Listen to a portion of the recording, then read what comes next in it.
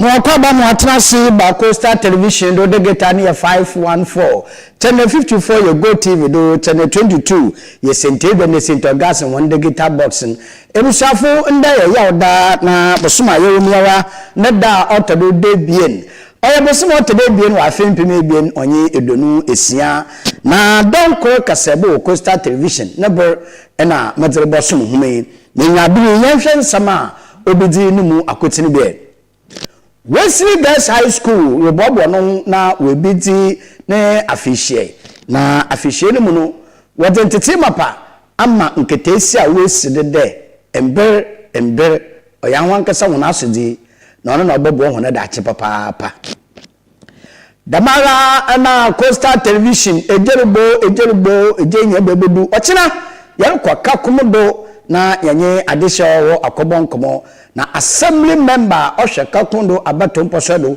waka ni plane da kwaka kumuda wanse omo akwaka kumuda bam wansam omo na se dem nyame ya onya hona na asade da dem nyame otu wampon ibidi koma otse ba no yerba oye etwe yerba ya da oha wadwere papa na so dudu na ra webusuam na se woni de hye bi nya dem yerba ne bia nkofo hwede wodi enyobo condition mo yan de wuja na ma oba ne de odi abadam ana adwum ya bakaba gidam poku na we fiatasfa asase dan sa na abusua no wa pre de won wura bokodesha watedam nso nkomobo wo ho a yede no nsam yede babra ho ntebusafu eyi na nsam bia akaw na nyabere mabobo ano na yede ba ho de don kro kasebo wo Coastal Television aseda pepe bi wo ho a yetibama oye dise gift shop ebi ko waja tumida achede popo biala de bacha wodofo titare mpo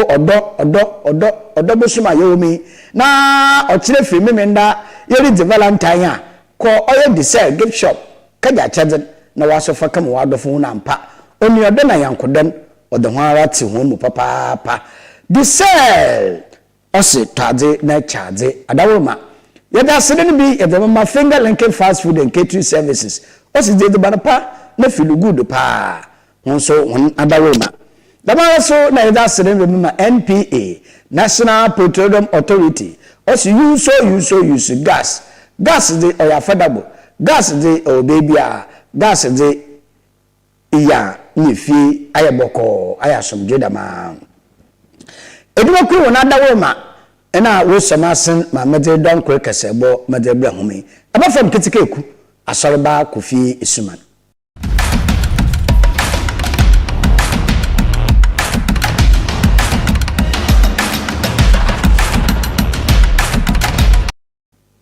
afi yejebe na yeje nsam numu nchem Wesley Girls High School ye school a owo ogwaha agedini ye papa Oman Ghana ye kan secondary school a ye Wesley Girls High School fima onyeye na oye school a mofrema nketese mankoten na watetu ambayifun kan nti ye beka mesafu school a na afibiaran washafa wahwede bosoma otodo ebien wa afibiale mu no na memenda ana me de memenda otodo ebien no we ya manze na mambre na with the school na afishia na afishia no mu no adoma kwa adomunti onye afia yewomi ebehia pepe de wodi dem afididen na afididen ndi nti opeyina oda oye village outreach club no onye na pampamfo akaya ncheche sonko zamman ketesema wowo yeno kwa adumiti Wesley Girls hone basic school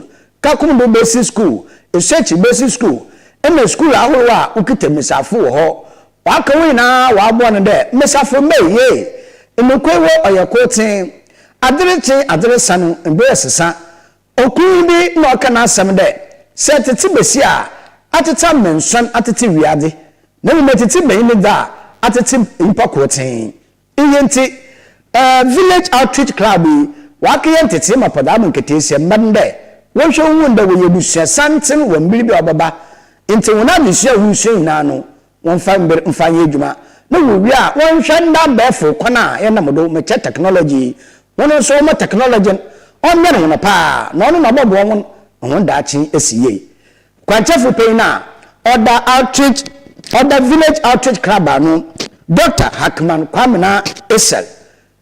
Ye cheche wie ne ne bonkomo na nsama na sentra oye da mencheche no obey nchirim. Oye Wesley Girls one Uber time across town where the village outreach group and shared responsibility, especially JHS from our in the digital space. What sort of responsibility roles we are supposed to play as stakeholders and community, etc.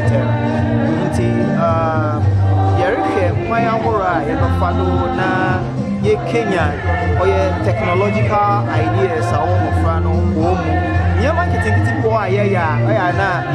technology. If you are America for me, or you will be no original home, or an aspect of technology. Even say you are cooking, say you need to buy. Now you use a different approach. It's also a form of technology. Now, me want to agree with Yesha said, oh yeah. You be blindfold you and what you can jack where are you? Jack where are you? Now if you when you are J, but this is the foundation of programming. It's a one there. But to my catch will be there for for left, for right, and there, Boto, and Nanto, there to Munya, Botaita, it is the same thing. We have the program robots. We have the programmer and then the robot itself. At a point, you know, who there, one young they were able to achieve the objective. In fact, all of them were able to achieve. That is the basis to make sure one day we're the foundation for robotics. It is what can robotics and what can programming and find the scratch and be with the man. Only people you who the everyday things that we do, but then they're that to in a logical sequence. Indeed, that's all we are talking about. And I hear can so there. Over there, Nancy artificial intelligence abe on see there abuse in the use. Say more JHS, maybe American minutes be na mentasa. To my catch AI there, Ima. Say my sit there, my bet say obi over class 1 and now class 2 I say. Now mam fatu home bebre. Them no otu boy mo from man more addition. Maybe today artificial intelligence or yada it has come to stay. But then we should be able to use it and use it well. Iti them you want to take it na ye won be so or yada or there you to boy manfofo wo mu na orokono wo the technological space na you to ya fa ho da boa o man no man na tumetu we wo there technology ni nye adi huhuhu kesi biara na nyama osi wo Silicon Valley o sha se won nkitinkiti so we don't have to despise the little things or one getting them interested in it. Now when they become interested in it them I mekai no me who be our from Bountiful Technologies, we are one technical officer. Now every year, Texas, we take part in competition. That's Vex Robotics competition. Ghana, most of the time, you win a lot of medals, and these things will translate into one career path, and we'll have a lot of people in the digital space. I will figure Ghana. So you to export them again for other countries. It has an economic value on us as a country. Aside that one, we can also use it to also improve young productivity both at a service level and even at the product level. Industries may be so into the issue of it may not come into play because you can even be in Ghana and be engaged. They will outsource your skills for outside, so you can be in Ghana and be earning dollars. But we need to prepare ourselves for it. It starts from here. It starts from the little kids. And so I will forget what afraid. No one they are using it in the right way. When the walk of sites are it will really grow them and will become the big thing that the world would reckon with. Dr. Kwamina Esel ono na other outreach village outreach club no nchechire na nchechire nechu no Coastal Television yanya adusuafa adomdom won wo kaje nchechire mi bon komode ana nchechire no teden na nsema welcome oyehu sentra anye de wada yende meyina wo share classroom no mu bi na ndewati de bi wata se wo yehu pop na wa go hon no mu do boboa ma hon dachi ewie pe yo sande da watri na oyada kosibu efe the practical aspect nkoten eyenti mafom no so wodo wonayije na da wusuan no wodo to coastal television nsamtwefo enyim dem na won so wakai. So my name is Kimberly Aguda and I'm the second assistant senior prefect. This workshop has been truly eventful and very, very impactful. I've learned that as a girl, I shouldn't let my gender limit me at all. And my mind is full of a lot of untapped potential. And with discipline and hard work, consistency, I can achieve anything I put my mind to. And we have technology too as tools we can use to achieve whatever we want. And if we use that skill set we've been given, we're able to achieve what we want. I understand that the world we live in is gradually becoming more technologically advanced, and so it's very, very important to have such skill sets in your back pocket somewhere. So, with what we've learned today, we've learned to make good use of our spare time, especially after WASI, that free period before university. I can use that time to learn new skills, coding, and other things in the technological field I think will help me. My name is Delphina Osebuns and I'm the third assistant senior prefect of Wesley Girls High School. With today's seminar organized by the Village Outreach Club, it's been very informative and I've learned a lot, which I hope is going to impact me in the nearby future. I've learned about students, especially narrowing out the seminar today, junior high school students and senior high school students in the digital age. As we all know, the world is advancing, it's advancing very fast. And if you don't advance together with it, you're going to be behind. So I've learned that as a student, I'm supposed to broaden my horizon so that I'll be able to use the technology that has been introduced to us to make my life better, especially learning coding after WASI. It can give you job opportunities while you await the government, which is somewhat slow in giving job opportunities to individuals. I believe technology is how you make it. An individual or a group of people came together and made the artificial intelligence. So if they're given that opportunity, you're supposed to tap into that resource and use it to your advantage. So as an individual, I think the technology that has been handed to us by some individuals should give us the opportunity to expand what we have already. Through AI, our talents can be expanded, our talents can be built upon, and together we can make the world a better place. Okay, to my friends, fellow students out there, I want to advise you that enactment of technology, we have the chance that others strive for but could not get, quoting from our school prayer, and that we should use that to the full advantage. We should use it to make the world a better place, and together we can get the world we are aiming for. Thank you. Yadawara yewe Wesley Girls High School won afidida na won afidida nye afidida wiade mfana na wudi abobo mecha Valentine Day na Wesley Girls so with one speech day internet speech na Valentine abobo ma ende eko Wesley Girls High School wa aye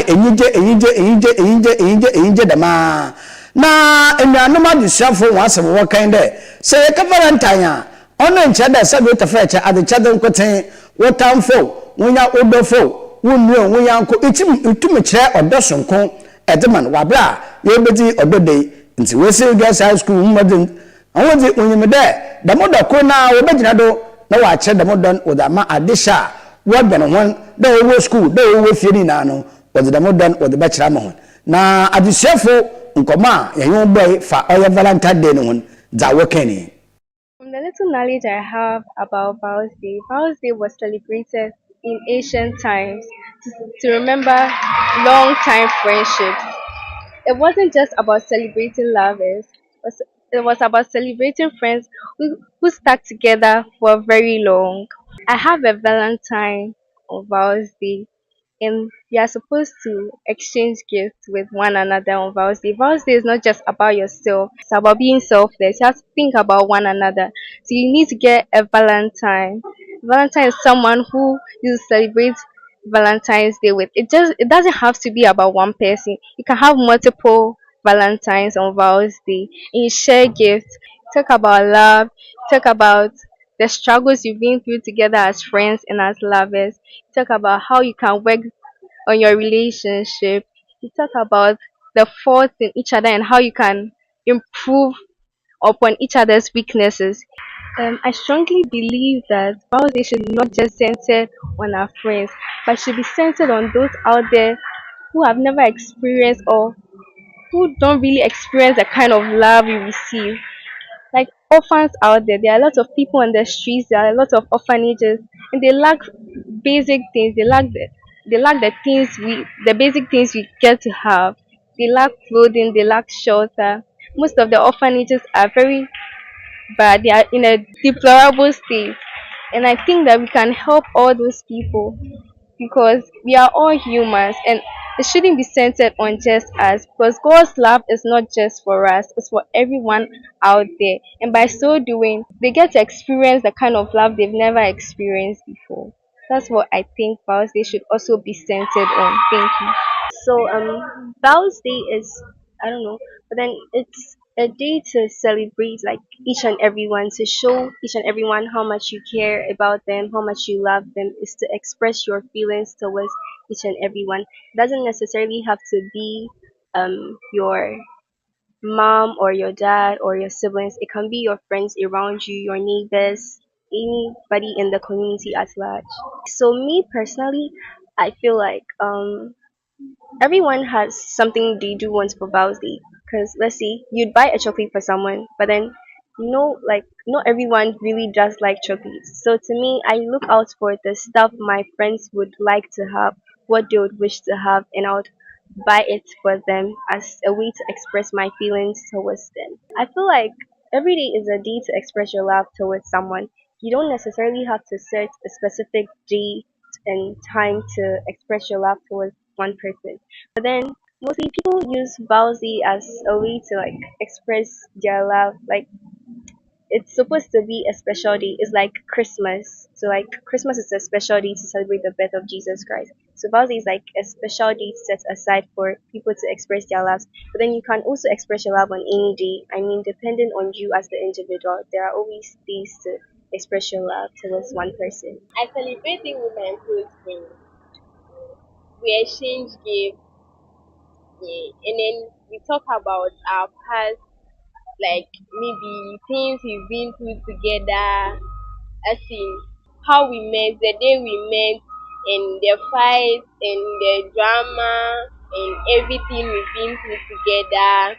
The quarrels, coming back, fighting, telling ourselves, oh, it's over between us, like, and then we just come back. We just like sit down and think about everything that have just happened, and then we come back together and celebrate. So as for me, I know my friend really likes bracelets, chains, and like accessories. Yes. So that's what I'm going to give it to her because she really like appreciates it. She doesn't go for chocolates and those stuff. She just like bracelets and necklaces and everything. So I know that Val's Day is a time that you spend with the people you love. You show love more. And it's also a time that you spend with God. Like you show God that you love Him. So this Val's Day, I plan on sharing the word of God. So I'm going to write on sticky notes and I'm going to tell them about God. And I feel like that's a way of showing love because I can't go to heaven and then my friends will be in hell. My first year in this school, I honestly hated the school because I had to adapt to things that I never experienced. But come to think of it, I realized that I would actually need these things for future, for my future and everything. And this school is a very good school. We don't only focus on the academics, we also focus on the moral life. And so if you realize, if you go to university, most of our students are not just academically good, but then they are also good at working. They are very hardworking in everything they do. So I really recommend this school to anyone that wants to come here.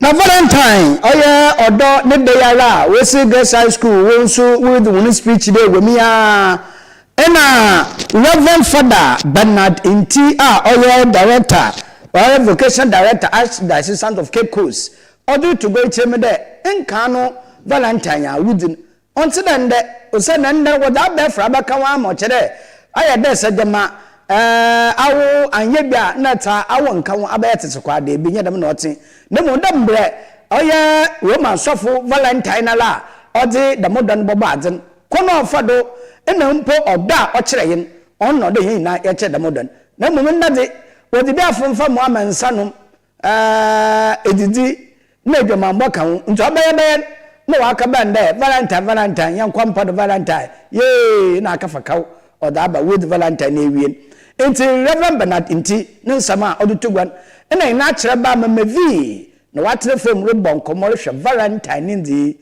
na sentira obobadi Memfane de oye hutun bi nizen.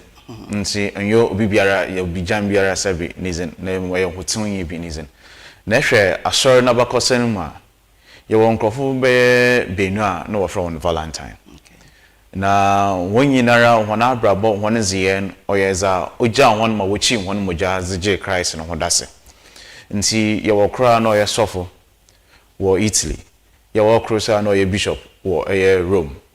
Nti one benu nyinara ehwe abakwasem no ma otena ai today nyipa krora na wo kan wo ho asem nanso asem a woreka fa wo ho nyina esro biara neze ma woyeden woreka nanso ehwe kwana wo nyina wo fem wi na bebia wo nyina wo si ho na chede oye bia kronara anada nyipa kronara na woreka wo no asem nti Valentine dem remeda na izin oye hutin wo asorim oye bia na oye sofo na nasofu dwumemin na operate obama nokare na daisy operate obama nkrofo atse yankopon ne frɛ nase nti okodu bebi a ohempon bi sorry our friend Gladius are not tia ebien na Gladius otia ebien sorry no ohehia asori nti ohu de Christian abechewa ketifiaze na wo ne asori ahonyehia no ma no kache Valentine no kachi Valentine no zino koto efiaze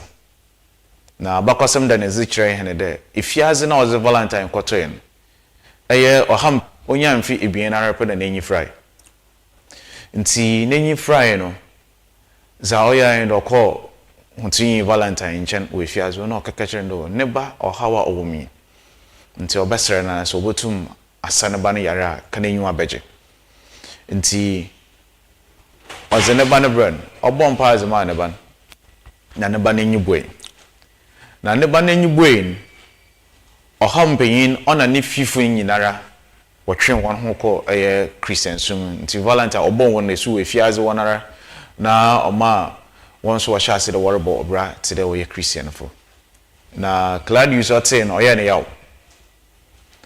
yaw nti o share de wonku Valentine de wontwa nitere onam dem no Valentine utintim krata zema ohampenyen ne ban na krata na wie za otro ha your Valentine Johnny za ozikana yetsefa Valentine no okay za otia ebienu sa yetibiem so yin de abroad de ifiaze no glad use dem abro no aye na dwene do onye aman pi boko ntokwa nti obi biara on ware biara obafa no zena akọ ntokwa ben biara on ware biara timoke and onam the Valentine no wo odostron kunze man bebu na zinti o shase do ma bebu no o shira wana ware ni se we shira ware ni da ma ga intum nko akone bi nti o ma Claudius bio ebufu bai now the washe the woku Valentine nti woku Valentine ne nkadofo na aze wo fa na okesien wo sie ni we na ite wana o shira wana ware do ma onam odostron kan o cheze ma won nti one so was shall say that oh bibiara 14 February biara was besiwo na was akai mutini ba because and dem dan na Claudius shema wokun inzama asesa bebre nti so obi dan ezikire that you are my Valentine natural do already odostron crazy bi azaiden asachiro okay no karsemi de ehwe Valentine abakwasem na hwehwe tiara ma yewoma nzama pi asesa okay nzama pias and told baby mpa nje do na I'm a wagana yenta taka osande nyim sabi nyi pa no order dem odo na eziza chewo ne na adwen hyehyeye ma oyeden what's nti zamaka yi do obi kire another order dem odo na ezi chewo ha wa so the odo ezi fache okay na mom ona and dem remember that is in odo hina nkasa yere do odo na ezin odo yetase okay yem pinara no kwa se me da Valentine yentase yentase ntama embrace na say yere ka hutun na o ma ote na nzama peace wa friend endo bibiara okay Jesus Christ ase yana tamfo mposa bi heden yendo hon nti yeba odo afemiza oyaza obuduzuma obibiara na mom da remember ahyasem dan is say yereko na pakwesen mu ankasa za no koye awarefo another one we si kwano do way den osanda one na eye hotun valentine oye dem adoye sronko ne zema ho de ona so onam dem kwano do oye den or boa hon ma wanko ako another onam dem kwano do origin wana war esiye zamo disi ye hwema nkasa za no koye aza ofa awarefo won kita hozi another eye za oda okun na oyer wonintim. Okay. Sisiara yanta se wo Valentine ho na asesa. Okay. Nti sobri ka another dadam kasefane zichewa. Wan kase retain odi baby a anhwe ya wa ntase another nya oreda enyim na adwene oyeden ozere ka dem asem. Yeah. Ebinum wo ha wona adwene oyede o ebia yerepoi opedo onyo biko. Okay. Into akedo be my Valentine and yanko nyumpe obiso ha ebia wona adwem no ze ebia oye awara anamontu no pedo onyo de onyo utu obiso na adwem ze ebia odo eyibia itedo ma be yizo ye kire do za manye no ntima aso me de menche odo mfama ibinu so wona adwen de onya aka de eye ne Valentine pe na ehu de o de ze acheze eze yeden eze ka ho into a strobiera manenta say wo jumezi no ho another afizi ho no yeden ot and I'm very mikanda is ni kuchudo ankasa ye oda eye awarefo won intem into how mrs say dem rebisan e down is bisam no will you be my Valentine and sure ya maybe so the wo ebe nkwana do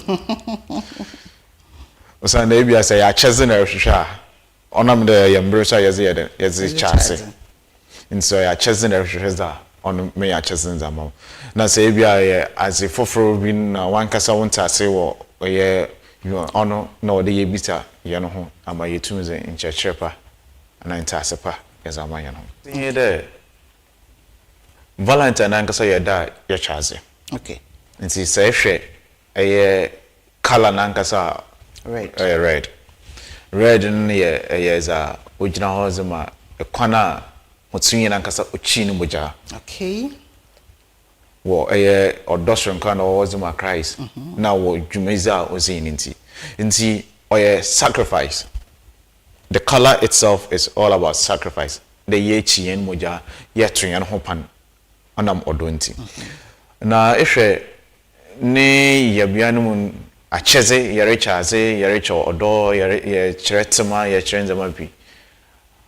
Inzama pi wo ha nkankara wo mbriyimun nkrofo che bimu che red roses the range bimu che eye ham person inzama pi na mijimisi de wo omani mpenyimfo hona adwen hyehyem no hu de aya mbresa yanso ye promote yen chocolate na obabwa because ehwe yen chocolate dodo na no ahosu ne yekoko nto yaza obabwa yen se nya hwe kra nya chocolate na ezima obia wo mbrima and chocolate is also a symbol of love. Okay.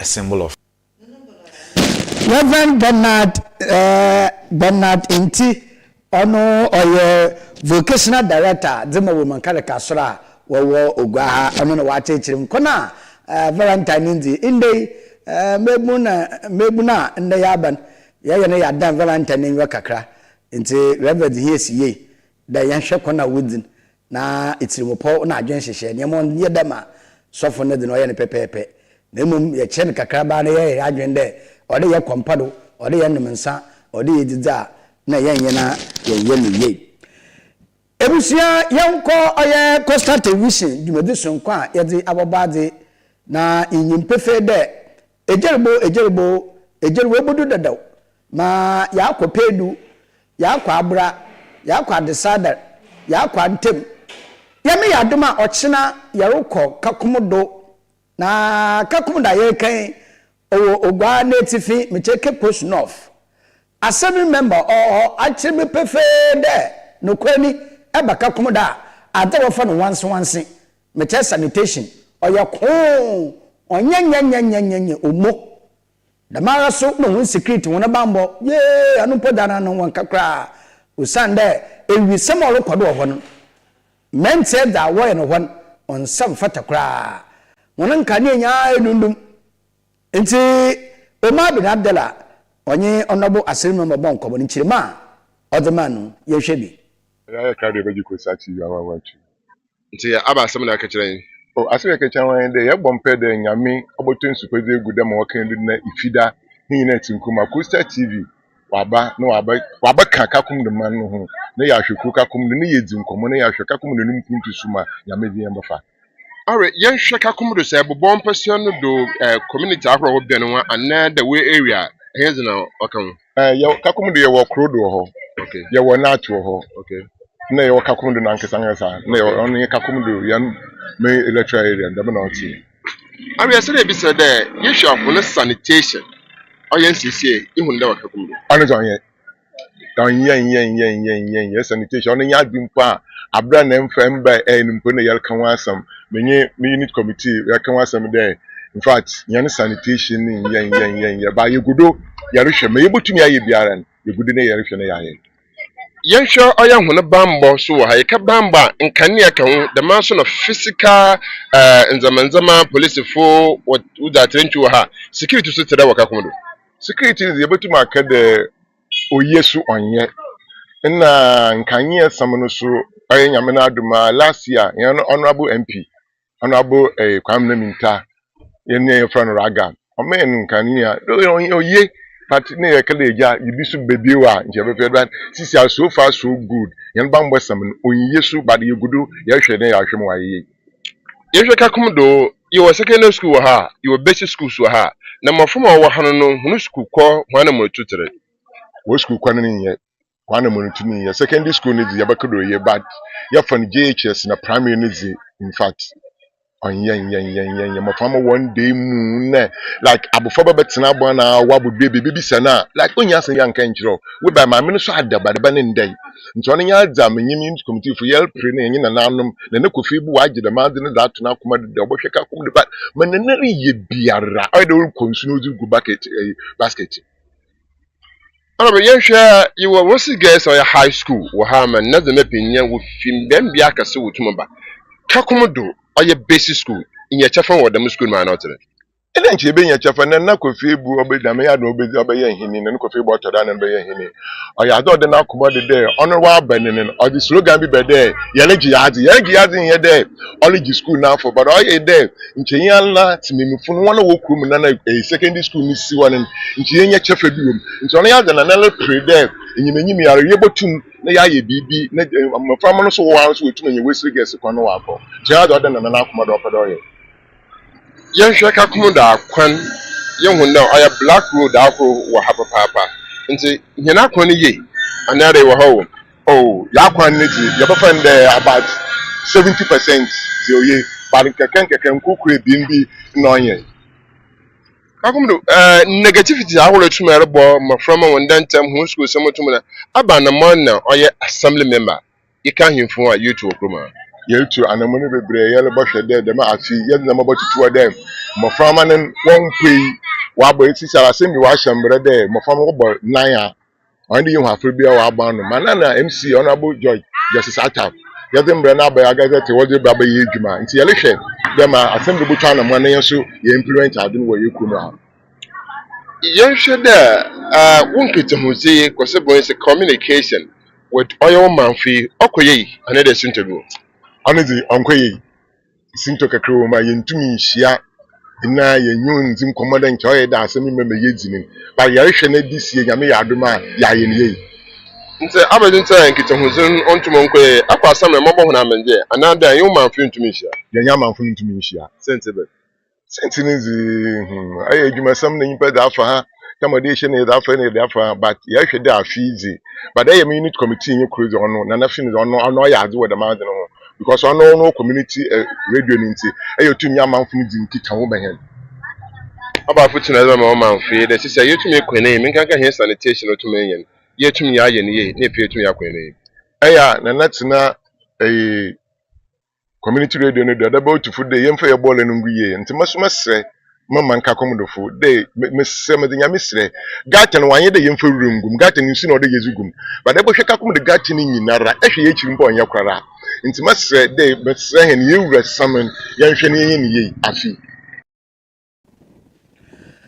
enti ochina adondom hina kakodo obe episode kakodo be de papa na assembly members na nanom na onye amanfa wote kakodo yebohwe yimu kwa nkano na so na filling station no opposite pepe na so na baby a woton motors wa na ochina ya kapak na yedi nkomo afaka komodo ma se mama kani na ebusua oye nokwa na onye nokwa ochina adomdoma edini na no sunsando yede babla hun yanko nsamfufum wo oye donkro kaseba ebri medebosom hun yereka itwa yereba oye yereba nukwani dudu na susu de owobogem wadewo ntibahwe na batena oye batena okita me yereba ne bin mbebiara obo won nya da me yereba ne bi asebi nkofuru ka onye nokwar ina itwa yereba so aka yereba bi a da sa da me yereba na kanwa wo ma ambe ne fie bi so onye nokwar da me yereba nso so kanwa ena da ebusuafu wo ya yempam wo pabompo fifie bi mpo wonkar wonka ebusua no inu nsemi pi nti enda anepei hina kyereba efiba esien atenafom onye apomdin no munhwehwem panyimfa mecha na sefa wa bini ye nyu abonko bi se wonde ani twa yereba yakana epilepsy ajenye biara so to bia bankwan pa na eba fado yetumi yin atena ana ya abon ho ban menzama akoye ana sefa nchechirima and the pay what the man yehwe where the epilepsy day no say epilepsy yare bia ye ma menum ye papa no mo nhyeda mbu yare no te se yare a sabiu mo fi say ye muhum yare nti no sa akonya na ma yinya information na ye bodewuro e kira the whole nation say yare no yare bia kan wa sa wo ba hospital ebetumi aboa enye yare abet na fi na wo afa ne se eye ebusu eye sabiu duabo honhom mo ne bi na atama nti sa World Health Organization enya abotre afa from I think say 2015 yeah and I'm collaborate with other health institutions and I'm is February, that is second Monday of every February. DC was a duha ne jina so dia bode ura chira mansen na mo hu say epilepsy yare na nya yare bia say e kan obia ye be ignore no na yakasa your spiritual attack and I say demonic attack ye wo kwan ye fa so eso ano e hospitals nti wo ba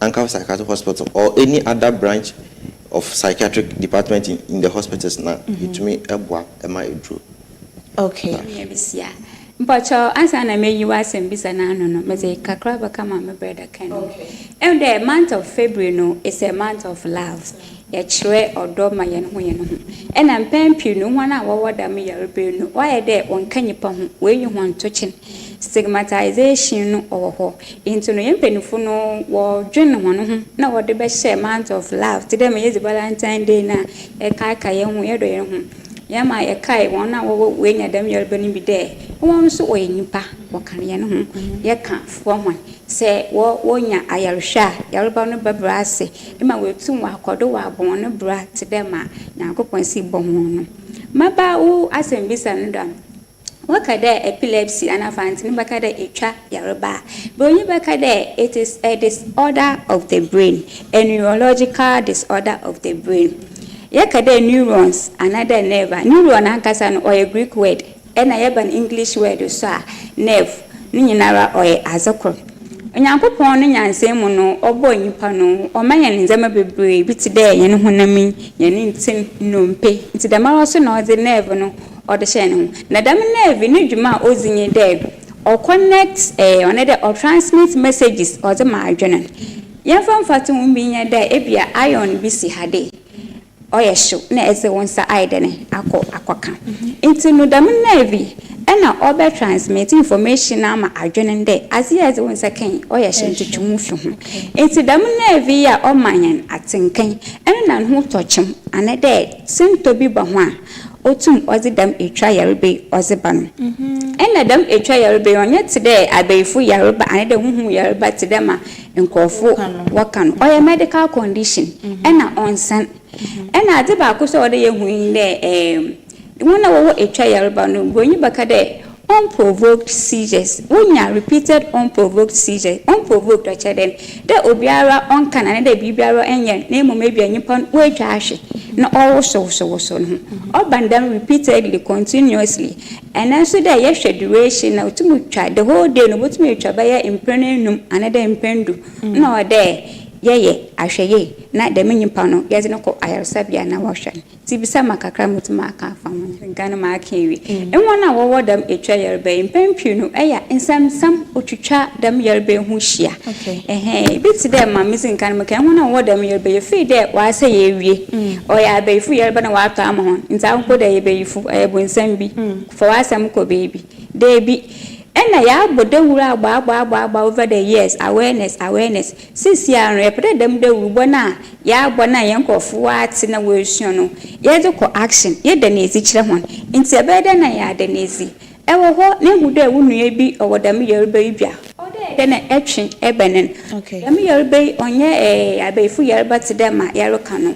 A mboa ewo okay ewo nyimpa no se asupiti bi na ne bokwa ebotima abo nwa akonya ayerhwe so wo fie oye wo nyimpa na se bia dam yerbe ba otwahwa dam season no duration we twam no e kan ezinifu ekado yerba na waba keke na emo we wie yi mbai nti no oye nyame ne pe a wo hu boto dam KOFI bebre no aye na se wo school a na se yerbe ba won yakofo na wona achechire fumpo wo yi won tochen nti no yaba kanya ben hon oh oya yarba waba into no on nchede o dey je school na ekone kwotine fie ebotime esua azete dem obiara osua aze no ehwa oya yarba bia oba na se wo wutu edrudo na ekodo ana efate dem doctor ache na mbi baba mpa edru no wobata odo ama ebinum bebre wenya yarba bia wa afo na edru na akonyuma sisi an dem sejes no omba into no ye hye wonu nkran ehwo yede yeze na anu baka na emo yebe acte ama nkofo no so wenya odo we woye no yo yeda si madam say intin kitingitimi ha I say nipadua no so hwe circulatory system na say yede diagram no to a mu say intin no agi nipadua no nyina aha nerves ne de na ye nkitingiti kura ndi say ehwo beto chima be ka say be a causes of maybe the seizure ade to me aha nti mostly no you say 70% cause of the seizure is not known, but the rest 30% you know, you have genetic cause. That is heredity. Maybe a wish you be or fabi will be both me inherited.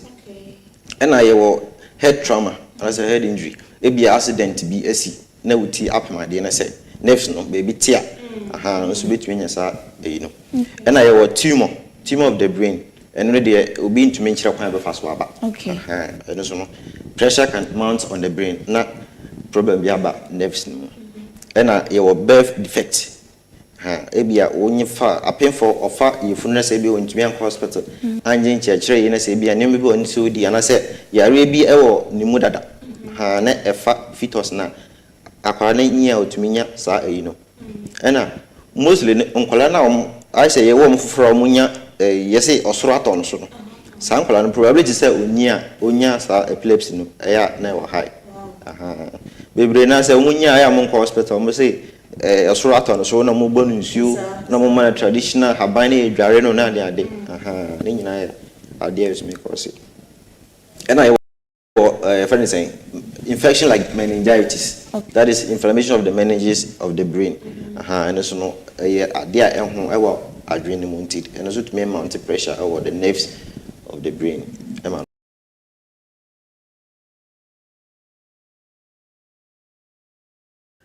Yo ebusiafo na nodo na yebegina na yede enyabe coastal don kore kasebo yede ni na no baba ewieyi aseda popo omu no yede ba ma oye finger linking fast food and catering services edumoko waja atum na wode de ba no bosom he na yedida na penwa benwi impo mi de butwe he nanum nyina no obobo he wo ankafu school park junction no do pe eyo ko na kapedi papadi na wasu e feel good papa the mara na emphasis no be ma NPA National Petroleum Authority also use gas is affordable nti bebe wo bia ebenya bi de dwuma asere bi so mkoma oye Diesel gift shop also Valentine bra so a chade na pere de mo wadofo edema wan yankofo edema won nuanom chocolate ana wonye pass ne fefefe mfamo